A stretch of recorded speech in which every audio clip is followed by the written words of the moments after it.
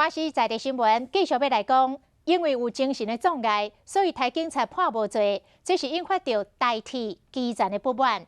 尤其是咧火车顶，爱直接来面对旅客、列车长甲站务员，阁要安怎来保护家己的安全呢？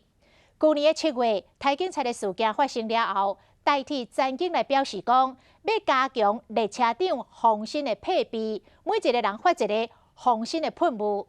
但是10个月过去了。工会讲，有来配挂着防身喷雾的列车长并无多，原因是训练无够，惊会去误伤到乘客。台警案发生的时阵，徛伫边仔列车长手无寸铁，无法度阻止眼前的悲剧来发生。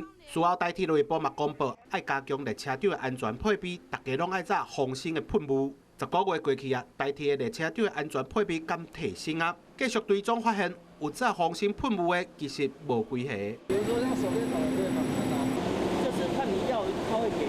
那你现在有吗？没有带。身躯顶的基本配备，就是一台无线电掺一支手电啊。若是要查票爱接受旅客，这列车长对家己的安全问题，因嘛唔知影要如何是好。我们是对这样子的判决感到非常的遗憾，也感觉到非常的愤怒。至少要在其他措施上补强，比如说。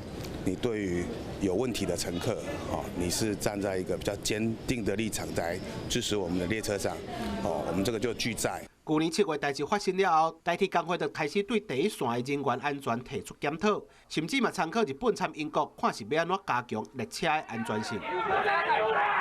日本的新干线伫咧2018年的6月，同款嘛捌发生台人的案件。因嘛开始进行各项的演练参检讨，列车顶有配透明的盾牌，会当互列车员来使用，含椅子啊嘛会当摕来做防身的工具。原本列车的设计可能已经无法度改变，但是安全性的制度的配套参加强，要做唔做，拢伫咧一念之间。